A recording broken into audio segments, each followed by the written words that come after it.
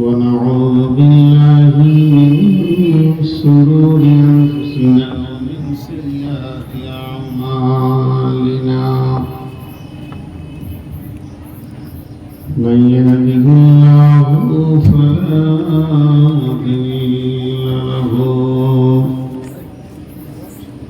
ومن يضلله فلا هادي له وأشهد أن لا إله إلا الله وحده لا شريك له وأشهد أن محمدا عبده ورسوله الذي أرسله بالحق بصيرا ونذيرا وداعيا إلى الله بإذنه وسراجا منيرا أما بعد فإن خير الحديث كتاب الله وخير الهدي هدي محمد صلى الله عليه وسلم وشر الأمور محدثاتها وكل محدثة بدعة وكل بدعة ضلالة وكل ضلالة في النار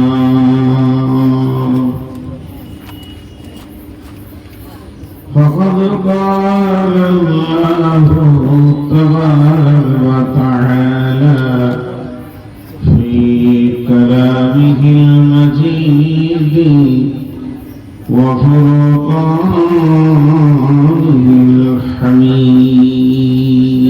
الحميد أعوذ بالله من الشيطان الرجيم إن أول بيت أذن للناس الذي ببكة مباركا وهدى للعالمين فيه بينات مقام إبراهيم بسم الله الرحمن الرحيم فيه آيات بينات مقام إبراهيم بسم الله الرحمن الرحيم إنما يأمر مساجد الله من آمن بالله واليوم الآخر وأقام الصلاة وآتى الزكاة وآتى الزكاة ولم يخشى إلا الله فعسى أولئك أن يكونوا من المهتدين মসজিদে ওই সন্ধ্যে আজান চললাম যে চল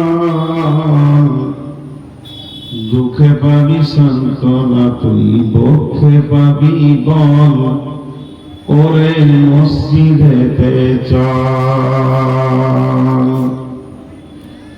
মসজিদে ওই চল শুনে আজান, চল নামাজে চল, দুঃখে পাবি সান্ত্বনা তুই বক্ষে পাবি বল রে মসজিদেতে চল।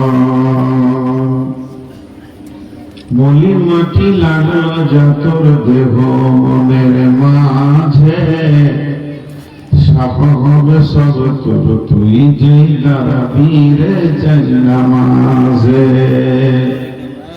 মলি মাটি লাগলো যতর দেহ মনের মাঝে, সাফা হবে সব তোর তুই যেই দাঁড়াবি রে যাই নামাজে।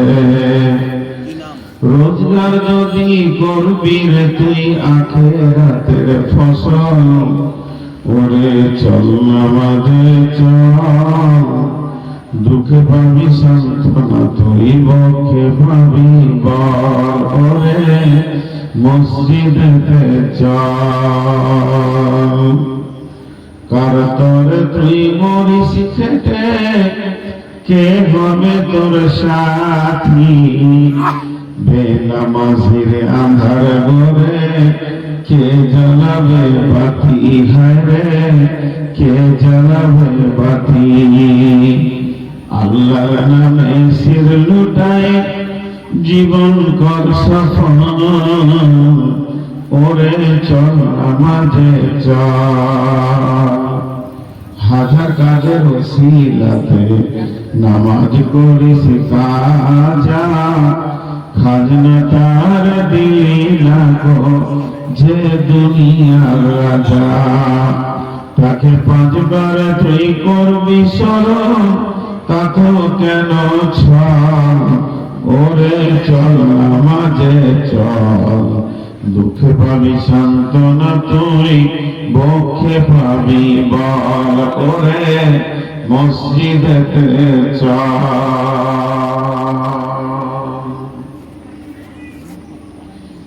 শ্রদ্ধেয় সুযোগ্য আজকের সবার সভাপতি,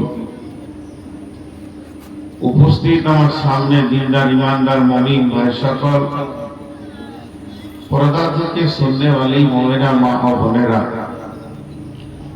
প্রশংসা গুণগান গুণকীর্তন সবকিছু আল্লাহ,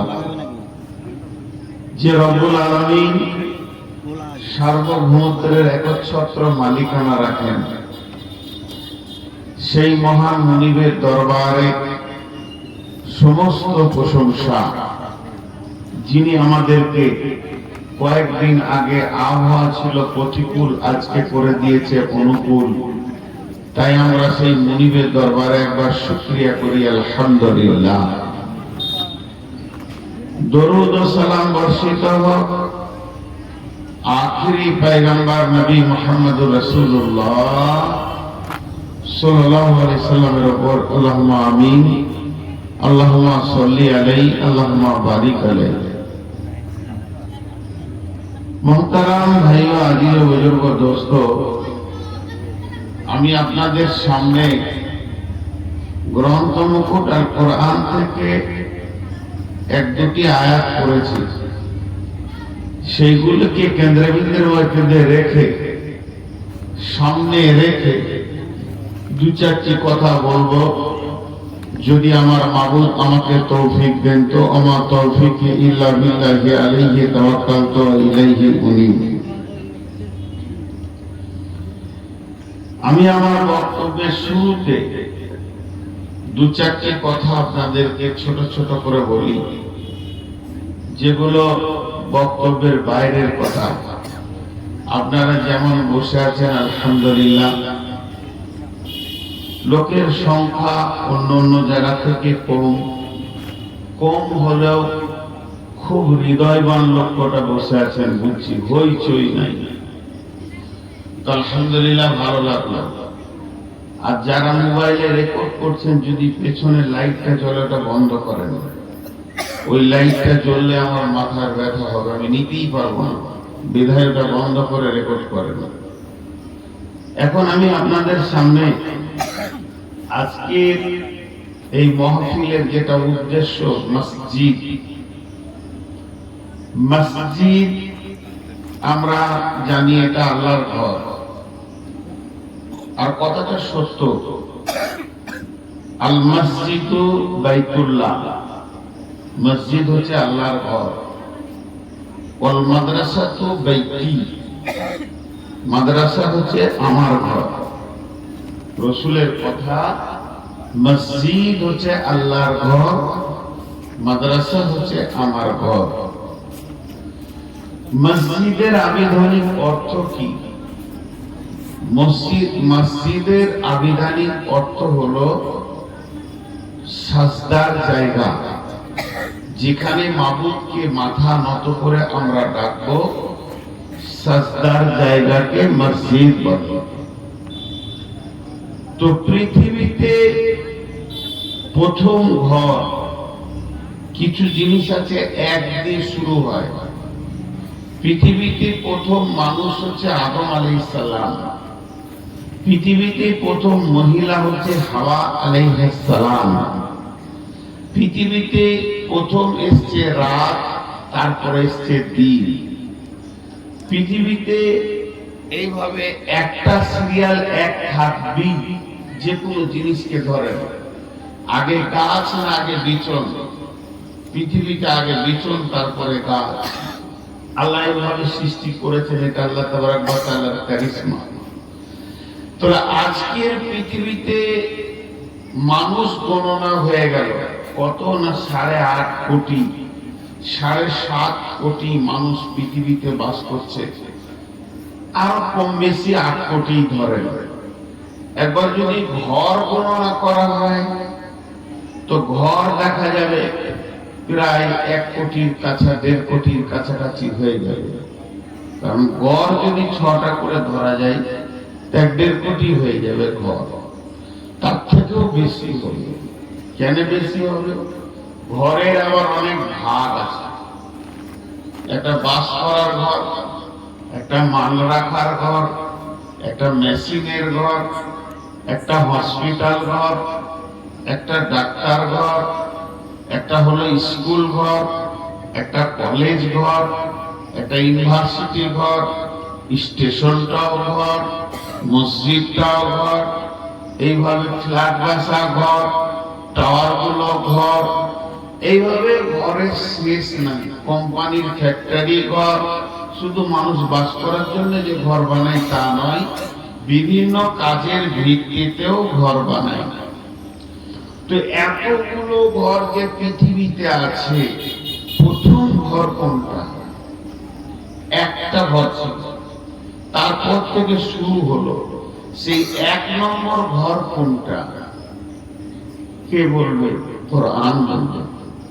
কেউ বলতে পারবে না, কোরআন পারবে। কে? বিসমিল্লাহির রহমানির রহিম। ইন্না আওয়ালা বাইতিন উদিয়া লিন-নাসি লাল্লাযী বিবাক্কাতা মুবারাকান ওয়া হুদাল লিল-আলামিন ফীহি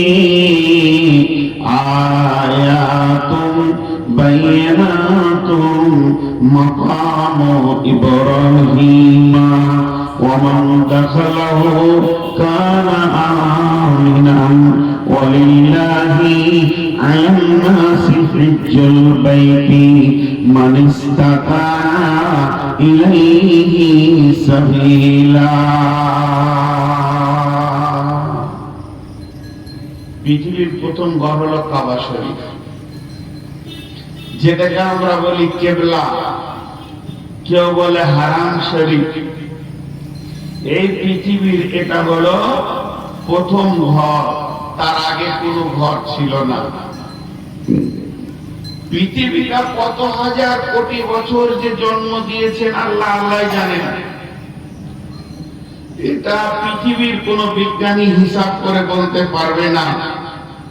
কিন্তু এই পৃথিবীতে মানুষ আসার পূর্বে আদম তো প্রথম মানুষ, তিনি এই পৃথিবীতে মাটিতে পা রাখার পূর্বে এই পৃথিবীতে দাপিয়ে দুনিয়া করত, তারা ছিল জিন জাতি। জিনেদের ভিতরে 700-800 বছর তারা চালিয়েছে।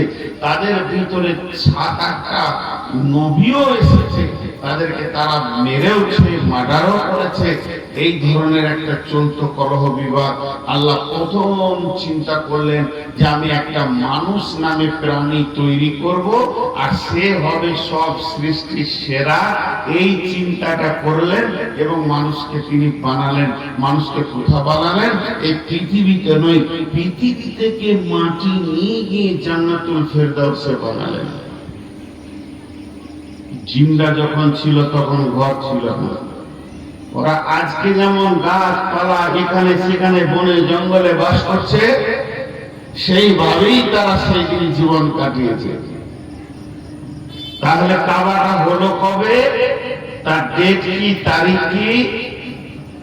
তাফসীরের মধ্যে লিখছেন আল্লাহ রাব্বুল আলামিন হযরত আদম আলাইহিস সালামকে যেদিন জান্নাতে ওর বডিটা বানালেন এবং জান্নাতে বানানোর পর ওর ভিতরে আত্মা দিলেন, একই টাইমে আল্লাহ তার রহমতের ফেরেশতাদেরকে মক্কায় পাঠিয়ে সেখানে একটা কাঠ পাথর বালু দিয়ে ঘর বানালেন। যেদিন আদমের জন্ম সেদিন ওই ঘরটার জন্ম। আর ঘরটা জন্ম দেওয়ার পর বললেন উদিয়া লিন্নাসি লাল্লাযী বিবাক্কাতান মুবারাকা ওয়া হুদান লিল আলামিন।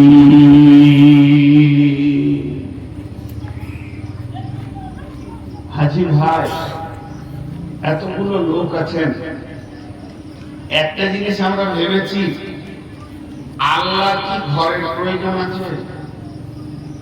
আমার যেমন ঘরের প্রয়োজন আছে, আমাকে শুতে হবে, উঠতে হবে, বসতে হবে, থাকতে হবে, বউ বিটি নিয়ে সংসার করতে হবে, ঝড় বৃষ্টি থেকে বাঁচতে হবে, মাল সামানকে রাখতে হবে, এর জন্য আমাদের ঘরের দরকার।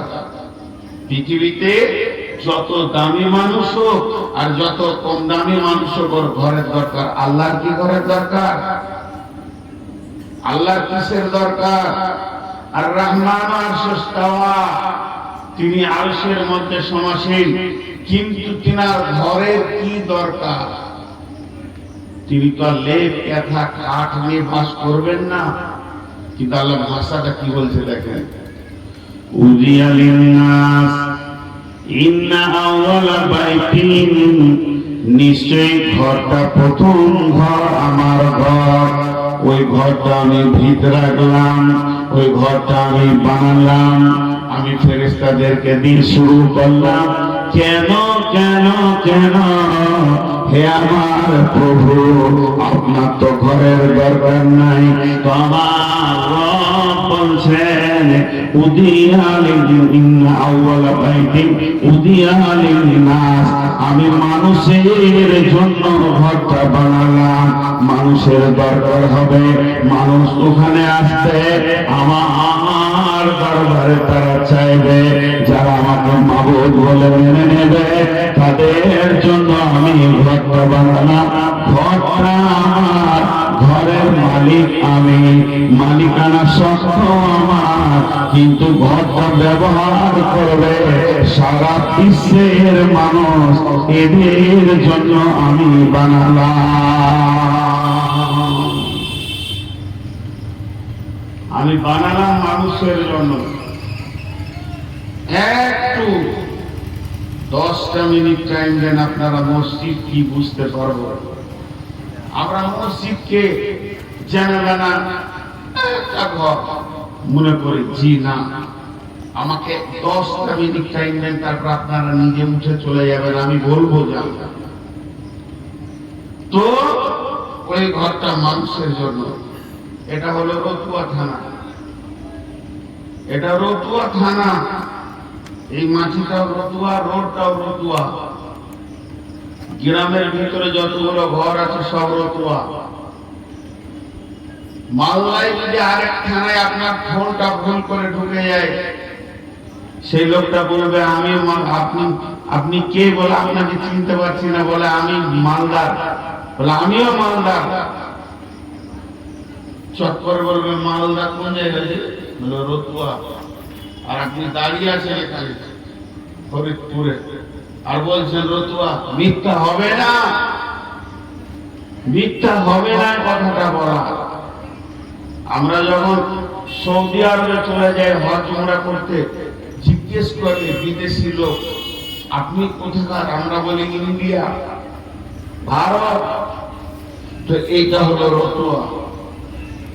থানা এর একটা সীমারেখা আছে, কয়েক কিলোমিটারের একটা সীমারেখা আছে, কিন্তু আপনাদের জন্য একটা অফিস বানানো হয়েছে রতোয়ার তিনমোহনী থেকে আপনার ভালুকার দিকে যেতে বাম সাইডে একটা অফিস আছে, পুলিশ স্টেশন। ওখানে অনেকগুলো রুম আছে, পুলিশ থাকে, খায়, তাদের রান্না বান্না ব্যবস্থা, অস্ত্র শস্ত্র রাখার যাই আছে, একটা টেবিল আছে, চেয়ার আছে। ওই জায়গাটা আপনার অভিযোগ নেওয়ার জায়গা। কেন? এই থানার একটা অভিযোগ নেওয়ার জায়গা। আপনি অভিযোগ দেবেন আমাকে মেরেছে, আমার জায়গা বুঝিয়ে দেয় না, আমার এই অসুবিধা করছে, প্রতিবেশী আমাকে কষ্ট দেয়, ওই অভিযোগের জায়গা ওইটা। রব্বুল আলামিন বলেন আমি ঘরটা বানালাম সারা পৃথিবীর মানুষের জন্য। তারা আমাকে অভিযোগ করবে, আল্লাহ আমাকে দাও, আমার অভাবে দাও, আমাকে সুস্থ করে দাও, আমাকে ব্যবসা বাণিজ্য দাও, আমার লস চলছে আল্লাহ তুমি তার ব্যবস্থা দাও, আল্লাহ তুমি ফলে ফসলে ভরে দাও, আল্লাহ আমাকে একটা সন্তান দাও, আল্লাহ আমাকে সুস্থ দাও, আল্লাহ আমাকে একটা চাকরি দাও, আল্লাহ আমার ব্যবসা বাণিজ্যে লাভ করে দাও। আমার গোলাম যে অভিযোগ করবি পৃথিবীর মাটিতে, তাদের তো একটা অফিস থাকা দরকার আছে। তাই আমি সারা পৃথিবীর অফিস বানিয়ে দিলাম আমার ঘরটাকে, এবং বলে দিলাম এটাই হলো তোদের কেবলা, এটাই হলো তোদের রুকু। কেবলা মানে দিক, কেবলা মানে রুকু। আমি আল্লাহকে চাইব কোন দিকে, তার রুকুটা হয়ে গেল পশ্চিম দিকে, কেবলার দিকে হয়ে গেল। এখন আপনার ফরিদপুরের মসজিদ, কারবনার মসজিদ, রতুয়ার মসজিদ, অত্র দেবীপুরের মসজিদ, অত্র এলাকায় মসজিদ, শুধু মালদা নাই, পশ্চিমবঙ্গ নয়, সারা পৃথিবীর মসজিদ গুলো কাবার দিকে করা আছে। ভারতের লোক পশ্চিম দিকে নামাজ পড়ে, আবার পশ্চিমে যারা আছে তারা পূর্ব দিকে নামাজ পড়ে। মদিনার মসজিদ গুলো সব দক্ষিণ মুখে আছে, নাইজেরিয়ালরা উত্তর মুখে নামাজ পড়ে। এই মসজিদগুলি হচ্ছে অভিযোগের জায়গা। হে আমার মাগো, তোমার গোলাম কেঁদেছে, তুমি দাও। তাই আমার আল্লাহ বললেন আমি তোদের জন্য সারা পৃথিবীর জন্য একটা হেড অফিস বানালাম।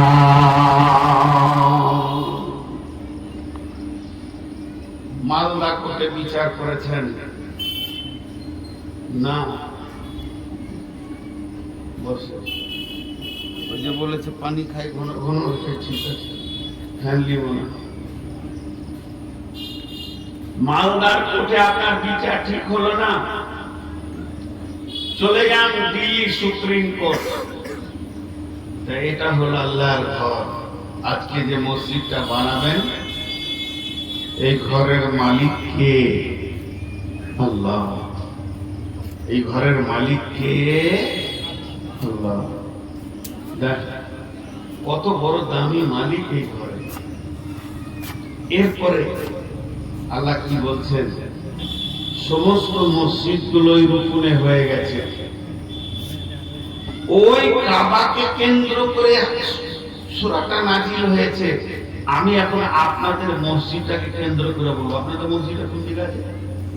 এই সামনে আয়াতটা পড়ব, ওর দিকে হাত তুলব।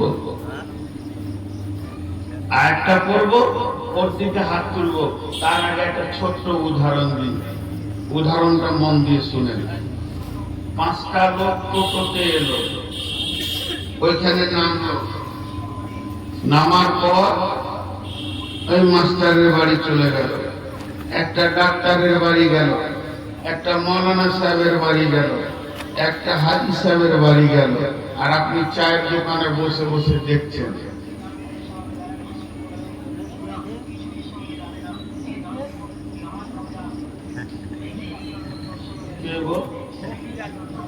ফকিরা যেটা উঠে এইখানে আছে, তোর মাইক বাজাচ্ছিলেন। আরে কোন পাগলার?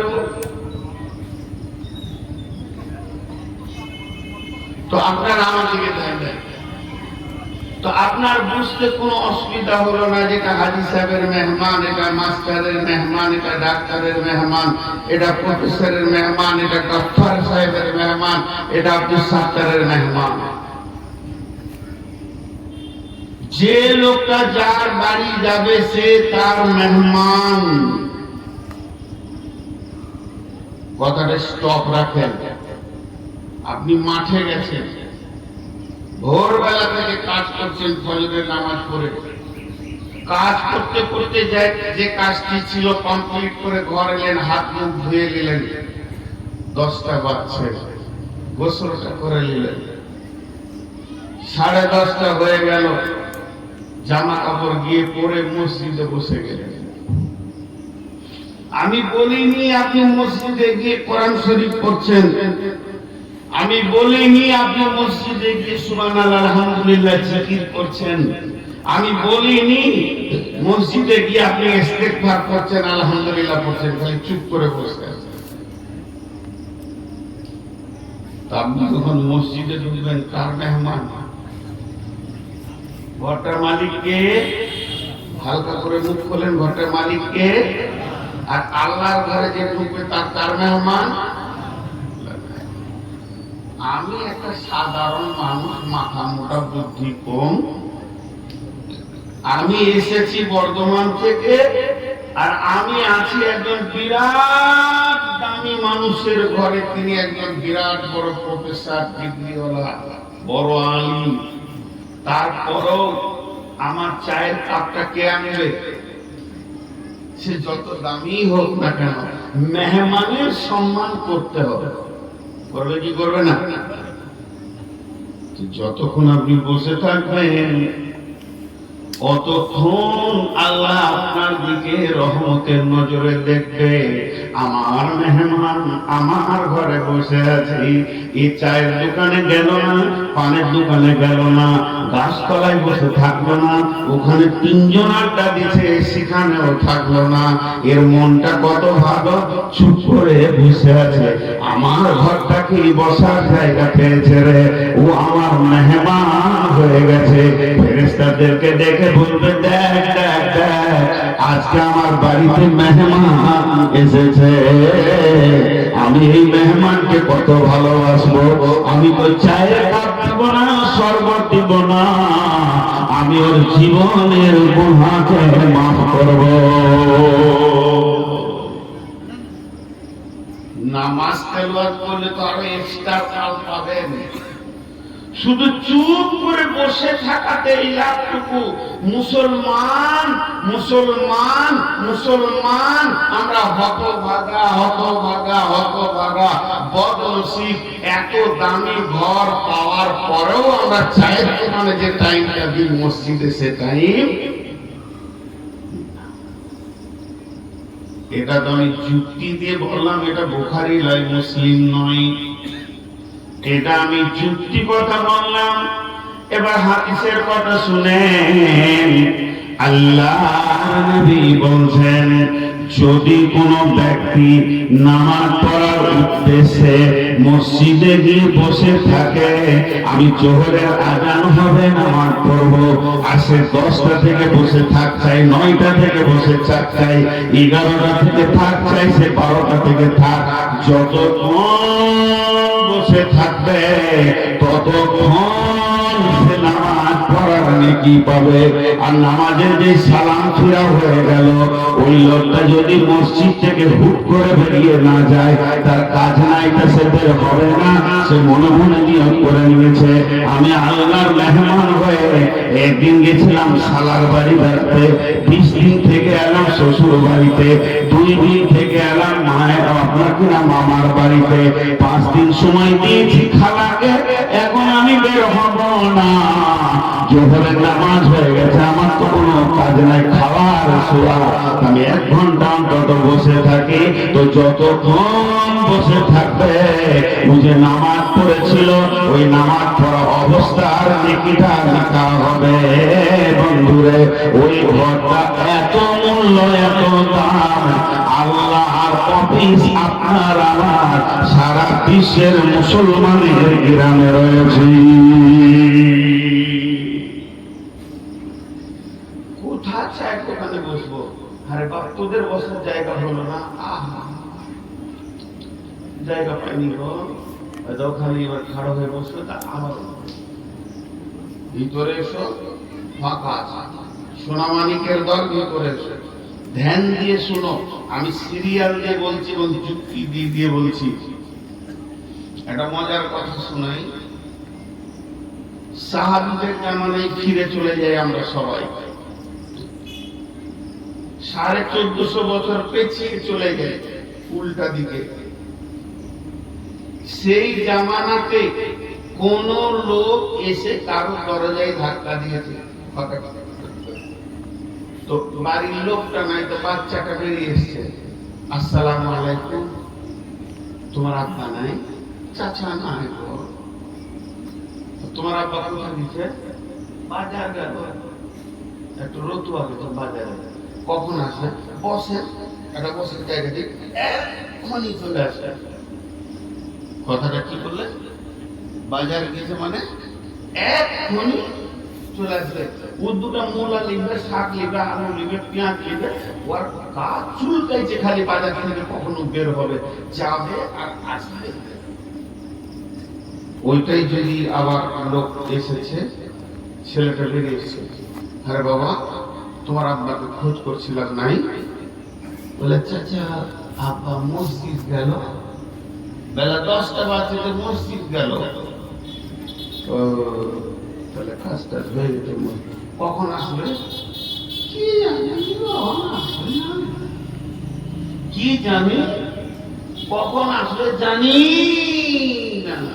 মসজিদে গেলে আমার বাপের হুঁশ থাকে না যে ঘর, আর বাজার গেলে ওর গাছ উঠে। এটা ছিল সাহাবীদের। চলে আসছে এখন 2024 সালের অক্টোবরের শেষ তারিখে। যদি এই ফরিদপুরে এসে কারো বাড়িতে জিজ্ঞেস করা হয়, আরে বেটা তোর বাপ আছে? তো বলে না গো, রতুয়া গেল, কখন আসবে কি জানি, কখন আসবে। বাজার গেছে মানে কখন আসবে এর কোনো হুঁশ নাই। চায়ের দোকানে আড্ডা দিবে, তার সঙ্গে আড্ডা দিবে, তার সঙ্গে ভেদ ভেদ করে বলবে, শামসি থেকে কখন আসবে জানি না। আর যদি বলে মসজিদ গেছে, বসেন খালি মেশিন চালাই চলছে,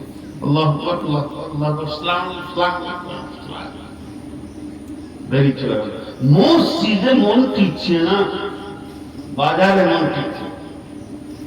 এবার আসেন, এই সূরাটা আমরা সবাই জানি, যার যার মুখস্থ আছে ধীরে ধীরে ধীরে ধীরে পড়ব।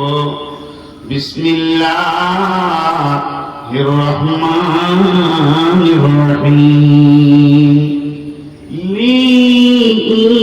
লিইলাফি কুরাইশ ইলাফিহিম রিহলাতাশ শিতা'i ওয়াস-সাইফ ফালইয়াবুদু রব্ব হাযাল বাইত ফালইয়াবুদু রব্ব হাযাল বাইত ফালইয়াবুদু রব্ব হাযাল বাইত আল্লাযী আত'আমাহুম মিন জু'ইন ওয়া আমানাহুম মিন খাউফ।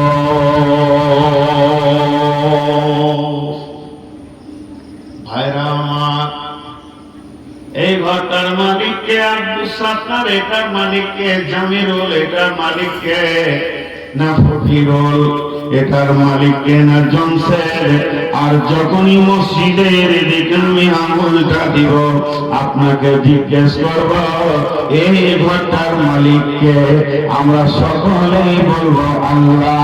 আল্লাহ এই সূরাতে বলছে বিশ্ববাসীরে ইবাদত করবি, গোলামি করবি, মাথা নাম করে কান্দি।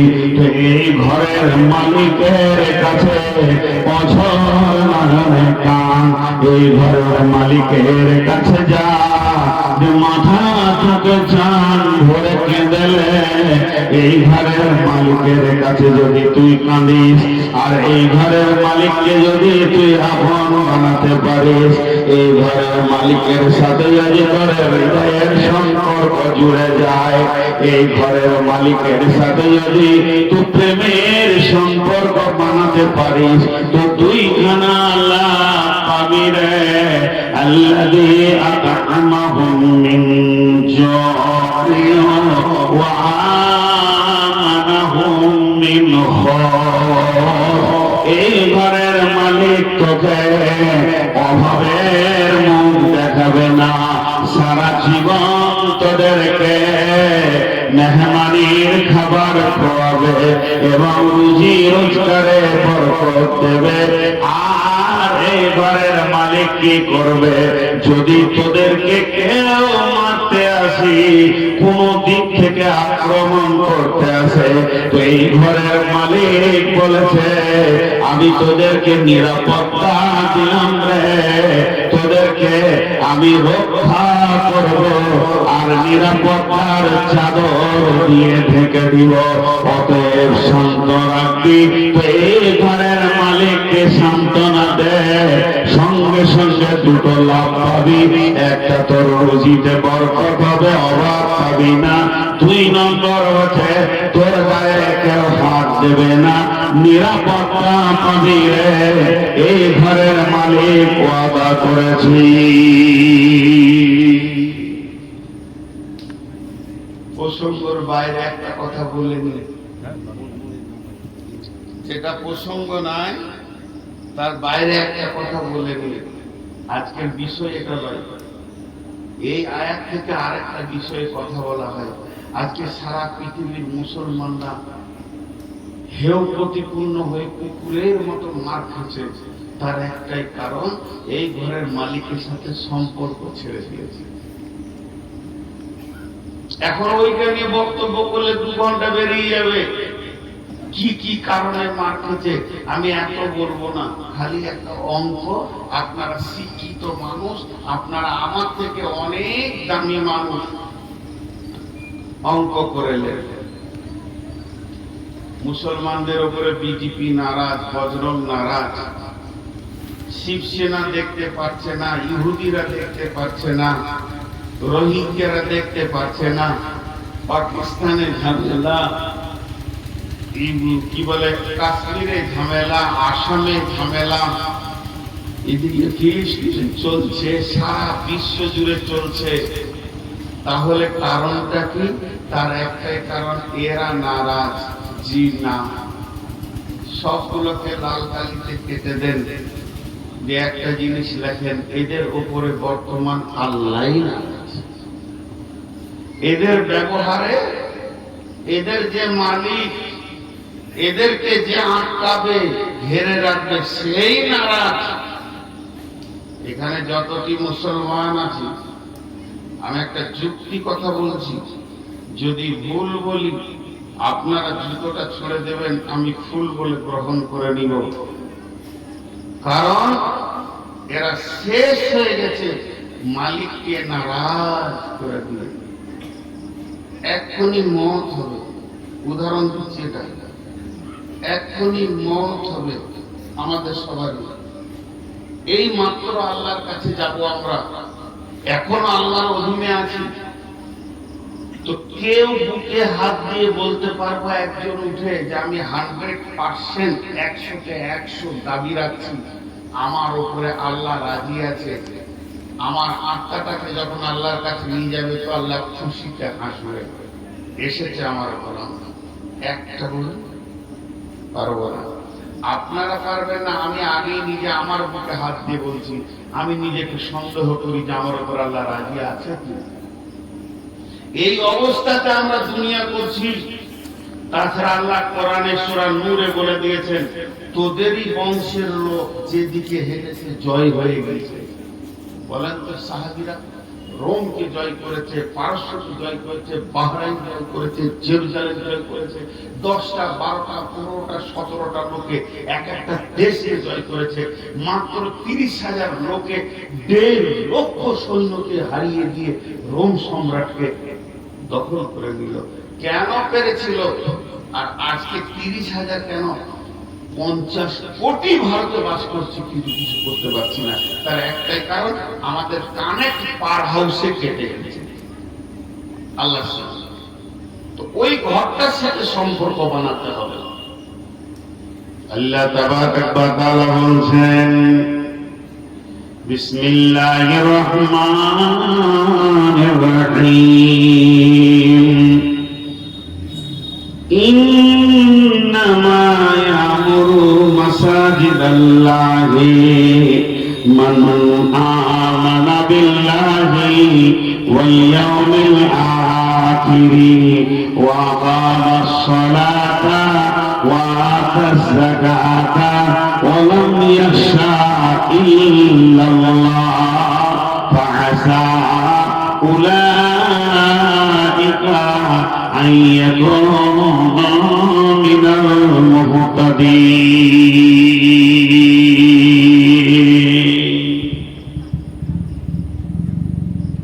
এই আয়াতের তাফসীর আপনারা ধ্যান দিয়ে শুনে মনোযোগ দিয়ে।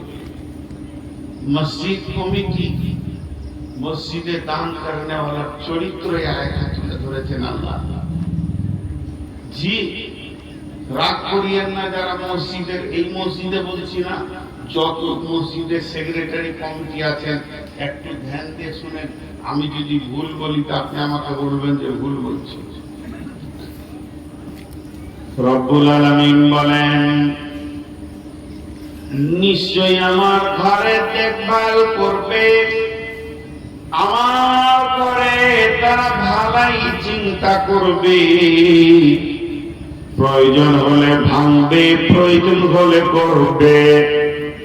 এক কথায় আমি আল্লাহর ঘর পৃথিবীতে যত আছে ওরাই দেখাশোনা করবে, যাদের চরিত্রে 5খানা গুণ লুকানো আছে। যে মানুষটার ভিতরে 5টা গুণ পাওয়া যাবে, ওই লোকটা মসজিদের দেখভাল করবে। 1 নম্বরে মান আমানা বিল্লাহ, 2 নম্বরে ওয়া আকাওয়াল ইয়াউমিল আখির, 3 নম্বরে ওয়া আকামাস সালাতা, 4 নম্বরে ওয়া আতাজ যাকাতা, 5 নম্বরে ওয়া লাম ইয়াখশা ইল্লাল্লাহ। শুধু দেখবে না, ওই মসজিদে তারা দান করবে, দানের টাকাও আবার রাখবে। একদিকে কমিটি হবে, আবার দাতা হবে। মসজিদটা ভাঙার প্রয়োজন হলে ভাঙবে, আবার মসজিদকে গড়বে। আমি আল্লাহর ঘরে যারা এই 5 গুণের মানুষ, তারাই দায়িত্ব নেবে।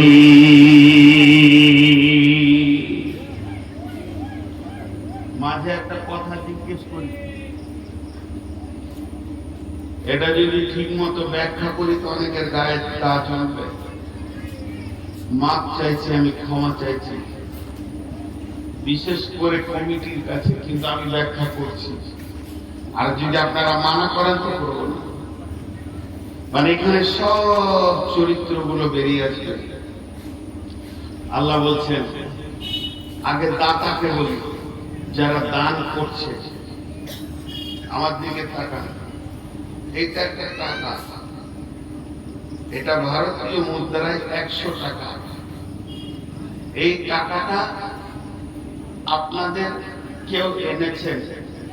এই টেবিলটা আজকে এখানে রাখা হয়েছে, এই মঞ্চটা তৈরি করা হয়েছে আল্লাহর ঘরের উন্নতির জন্য। মাঝে একটা কথা বলেনি, হঠাৎ দুবার মনে পড়েছিল, ভুলে গেছিলাম, আবার মনে পড়লো বলেনি। যতটি পুরুষ মহিলা বসে আছেন এই কথাটা ধ্যান দিয়ে শুনেন। আল্লাহ তাবারাক ওয়া তাআলা এই গুনাহগার অধমকে দিয়ে এই 3টি মসজিদ বানিয়েছেন। তো আল্লাহকে সাক্ষী রেখে বলছি, এই মঞ্চে আমার আল্লাহ আমার জানের মালিক, তাকে সাক্ষী রেখে বলছি, বিশেষ করে এই কথাটা আমি কমিটিকে বলছি, যারা কমিটি আছেন, আল্লাহর হস্তে একবার কানটা 1 মিনিট দেন। কথাটা লম্বা নয়, 1 মিনিটে হয়ে যাবে। তো 3টে মসজিদ বানাতে গিয়ে কিছু না হলো 2,80,00,000 টাকা মতো খরচ হয়েছে। ইন্ডিয়ান মানি 2,80,00,000। তো আমি শুরু করেছিলাম কোনোটা 5 লাখ দিয়ে, কোনোটা 2 লাখ দিয়ে, কোনোটা 3 লাখ দিয়ে, কোনোটা 5 লাখ, 2 লাখ, 3 লাখ এই দিয়ে শুরু করেছিলাম। যখন ওই মসজিদ থেকে উঠে এলাম, এই মাত্র 1 মাস আগে শেষ হিসাব করেছি, তো দেখা যাচ্ছে প্রায় 2,80,00,000 টাকা খরচা হয়ে গেছে। কোথা থেকে টাকা এসেছে আমি আল্লাহকে সাক্ষী রেখে বলছি, আমি জানি না, আমি জানি না। আল্লাহকে সাক্ষী রেখে বলছি, এত টাকা কোথা থেকে এলো আমি জানি না। একমাত্র এটা আল্লাহর মদদ। আপনারা নেমেছেন মসজিদ করতে, শুধু আল্লাহকে নিয়ে কাজে নেমে যান। ইনশাআল্লাহ একটাও জলসা করিনি, এমনি করেছি, আদায় কালেকশন হয়নি 2000 5000। তো তারপরও আল্লাহ তাআলা মসজিদ করে নিতে আপনাদেরকে একটা সাহস দিলাম। আল্লাহর ঘর পৃথিবীর বুকে কোথাও রুখে যায়নি, আধা হয়ে পড়ে নাই। আল্লাহর গোলামরা দেবে, আপনারা করতে থাকেন, হয়ে যাবে। এরপরে এই যে টাকাটা আপনাদেরকে আমি দেখাচ্ছি, ওই আয়াতটা সূরা তওবা থেকে পড়েছি, তার তাফসীর করছি। এই টাকাটা আপনি দিতে এসেছেন, আজকের এই মঞ্চটা মসজিদের উন্নতি করবে, এখনো দেওয়া হয়নি। মনে করেন, আমার ভাষাটা আমি বলি নাই বুখারী, আমি বলি নাই মুসলিম, আমি বলি নাই আবু দাউদ, আমি বলি নাই তিরমিজি, নাসাই, আমি মনে করতে বলেছি। মনে করেন আল্লাহ বলছে, আমি বলিনি, শব্দ বলিনি। টাকা দিচ্ছিস? বলে হ্যাঁ। কাকে দিচ্ছিস? তোমাকে। তারা এই রেখে দিলাম। আল্লাহকে ধ্যান করে টাকাটা দিতে হবে। তারপরে আল্লাহ কি বলছে, তোর আখিরাতের জ্ঞান আছে? আমাকে বলছে আমি দান করেছি, তাকে আখিরাতের বিশ্বাস আছে? প্রথম নম্বরে কি বললেন, আল্লাহর উপরে বিশ্বাস থাকলে টাকাটা দে। আমি বললাম হ্যাঁ বিশ্বাস আছে, টাকা তোমাকে দিচ্ছি, আমি কমিটিকে দিইনি, সেক্রেটারিকে দিইনি, ক্যাশিয়ারকে দিইনি, তোমাকে দিচ্ছি, আল্লাহ বলে রাখ। এরপর আল্লাহ বলছে তোর আখিরাতের জ্ঞান আছে কিয়ামতের? তো আমি বলছি হ্যাঁ আছে। বিশ্বাস আছে তোর? আছে। সেই দিন আমি হিসাব দিব, তোর টাকার মাঝে মুখ হিলাবি না, মাঝে মুখ নড়াবি না, কোন মন্তব্য কমন করবি না। টাকা আমাকে দিয়েছিস, চুপ থেকে যা। টাকাটা ইনি আর উনি গুটিয়ে নিয়ে গিয়ে কোন দিকে হারিয়ে দিয়েছে। আমার পয়সা হারালো না, আমার পয়সা হারালো না, জমা করে গেছে আমার। আমি গালতলা ব্যাংকে দাঁড়িয়ে আছি আজ থেকে 20 বছর আগে। ব্যাংকে টাকা দিব, তখন ফোন পে টোন পে ছিল না। তো আমি দাঁড়িয়ে আছি, আমার পেছনে এক হিন্দু লোক দাঁড়িয়ে আছে। আমি 10,000 টাকা দিলাম। ব্যাংক ম্যানেজার এমনি করে গুনে নিয়ে অ্যাকাউন্ট নম্বরটা দেখে করে ফটাম করে ফেলে স্লিপটা দিয়ে দিল, আমার অ্যাকাউন্টে ঢুকে গেল। আমি স্লিপটা দাঁড়িয়ে দেখছি, 1-2 মিনিট দাঁড়িয়ে আছি। তো ওই লোকটা আবার টাকা তুলতে গেছে, ও তুলবে আর আমি জমা করেছি, ও 10,000 তুলবে। তো আমার টাকাটি আমার সামনে দিয়ে দিল। কত টাকা আর হয় বলে? রাগ কিছুই নয়, কারণ আমার অ্যাকাউন্টে নাম্বার ঢুকে গেছে, ওটা ওকে দিয়েছে, ওর অ্যাকাউন্ট থেকে কাটা যাবে। আল্লাহ বলছে 5টা গুণ। 1 নম্বরে মান আমানা বিল্লাহ, যাদের আল্লাহর উপরে ঈমান আছে তারা টাকা দেয়। 2 নম্বরে ওয়াল ইয়াউমিল আখিরি, আমার বান্দারে বান্দিরে তোর এই টাকাটা হিসাব আমি কিয়ামতের দিন দিব। কিয়ামতের দিনটা নাম কিয়ামত, কিয়ামতের দিনটা নাম মাহশার, কিয়ামতের দিনটা নাম ফাসল, কিয়ামতের দিনটা নাম তারিয়া। কিয়ামতের দিনের যতগুলি নাম আছে তার মধ্যে একটা নাম হলো ইয়াউমুল হিসাব। সেটা হিসাবের লেনদেন চলবে। আমরা যে টাকাগুলো আল্লাহকে দিব এর হিসাব আল্লাহ আমাদেরকে দেবেন। আর পৃথিবীতে যেগুলো আমরা খরচা করছি এই হিসাবটা আমাদেরকে আল্লাহকে দিতে হবে। তাই আমার আল্লাহ বলছেন দান করনেওয়ালা তোমার ভিতরে 5টা গুণ থাকতে হবে। 1 নম্বর আল্লাহর উপরে ঈমান, ঈমান থাকলে তুমি আল্লাহকে দাও। 2 নম্বরে ওয়ালিয়াউমিল আখিরি, তুমি ওই টাকাটার হিসাব কিয়ামতের দিন পাবে। 3 নম্বরে ওয়াকামাস সালাতা ওয়া আকামাস সালাতা, তোমাকে নামাজি হতে হবে।